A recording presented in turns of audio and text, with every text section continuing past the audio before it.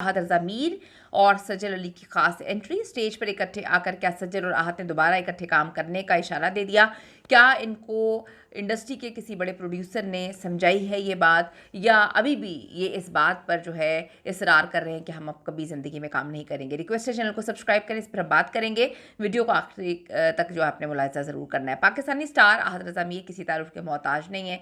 नए ड्रामे मेम से मोहब्बत का एक सीन फैंस को सज्जल अली के साथ उनकी जोड़ी की याद दिलाता है, मजबूर कर दिया। और हर करैक्टर में फैंस सज्जल और आहत को देखते हैं, इन दोनों की तस्वीरों को जोड़ते हैं, एडिट करते हैं और इन वीडियोस को जो है वो सोशल मीडिया पे वायरल करते हैं। आहत रज़ा मीर इन दिनों ड्रामा मेम से मोहब्बत में अदाकारी करते हुए नजर आ रहे हैं। इससे कबल वो ड्रामा हम तुम में आखिरी बार देखे गए थे, और हम तुम में उन्होंने जिसके साथ काम किया था मुबैना तौर पर यही कहा जाता है कि रमशा खान जो है उनके साथ कोई मामला थे, इसीलिए इन दोनों की तलाक हुई। मेरा नहीं मानना कि किसी के मामलात की वजह से किसी की तलाक होती है।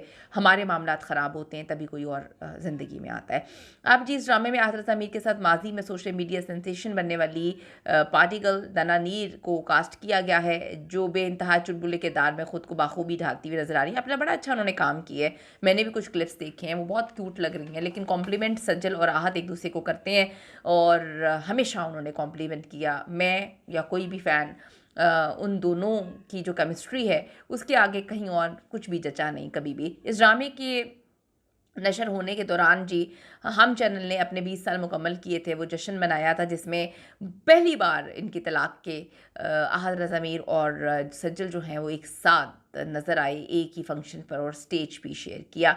आहत रज़ा मीर दनानीर एक साथ शरीक हुए, लेकिन लाइमलाइट में एहसन रज़ा मीर और सज्जल अली आ गए क्योंकि आहत रज़ा मीर सॉरी, क्योंकि दोनों तवील अरसे बाद एक तकरीब में इकट्ठे शरीक हुए हैं। शो देखने वाले जो है वो इनको हमेशा साहद कहते थे, एक साथ देखने की जो है वो ख्वाहिश का इजहार किया। लोगों ने काफ़ी जगह बड़े ही दुखी अल्फाज लिखे कि हम तो चाहते थे कि ये रियल लाइफ जोड़ी बन भी गए, लेकिन हमने ये कभी नहीं सोचा था कि इनकी तलाक हो जाएगी। आहत रज़ा मीर और सज्जल दोनों जो है वो जब स्टेज पे नज़र आते हैं तो आहत ने तो एक दो दफ़ा सज्जल को देखा, काफ़ी ज़्यादा एम्बैरस नज़र आ रहे थे, परेशान नज़र आ रहे थे, कंफ्यूज नज़र आ रहे थे।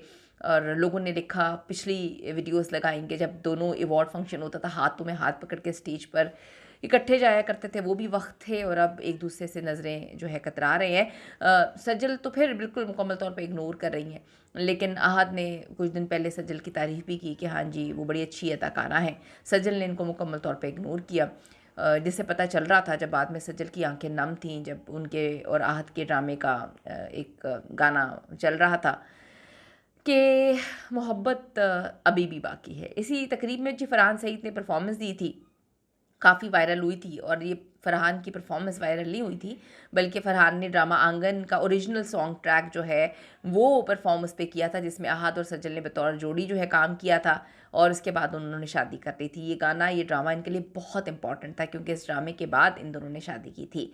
फरहान की परफॉर्मेंस के दौरान हम सब ने देखा कि जब इन पर नज़र डालते हैं तो इनकी आंखें भरी हुई थी, और दोनों जो है वो आंखें इनकी भरी हुई थी। लेकिन मैं आपको बताऊं, सज्जल के बारे में मशहूर है कि वो हमेशा अपनी आंखों से चीज़ें बोलती हैं, तो उनकी आंखें बड़ा कुछ बता रही थी।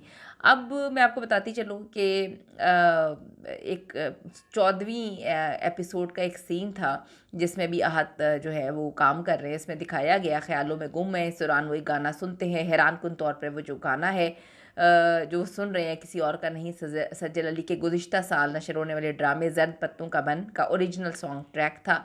इस सीन में आहत रज़ा मीर जो है तलहा अहमद स्विमिंग पूल के पास बैठे हुए ये गाना चल रहा था, और वो दनानीर के किरदार को याद कर रहे थे, तो लोगों ने इसको इसके साथ जो है जोड़ दिया कि शायद आहत जो है वो सज्जल को याद करे। मैं आपको एक बात बताऊँ, अगर कोई किसी को याद करता हो ना तो रिश्ते ना टूटें। अगर रिश्ते टूटते हैं तो इंसान के ऊपर शायद अच्छाइयाँ ख़त्म हो जाती हैं, अच्छाइयों की जो धूल है वो उड़ जाती है, सिर्फ़ और सिर्फ हमारे दिल में गुस्सा होता है जिसकी वजह से हम रिश्ते ख़त्म कर देते हैं।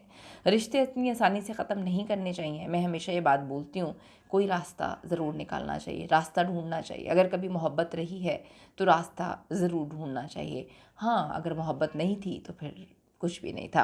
अच्छा जी, इस सीन के वायरल होने पर सोशल मीडिया सारिफिन मुख्तलिफ जो है वो तबसरे कर रहे हैं, और लोगों का सिर्फ ये कहना है कि इन दोनों को किसी भी सूरत जो है वो रिश्ता ख़त्म नहीं करना चाहिए था।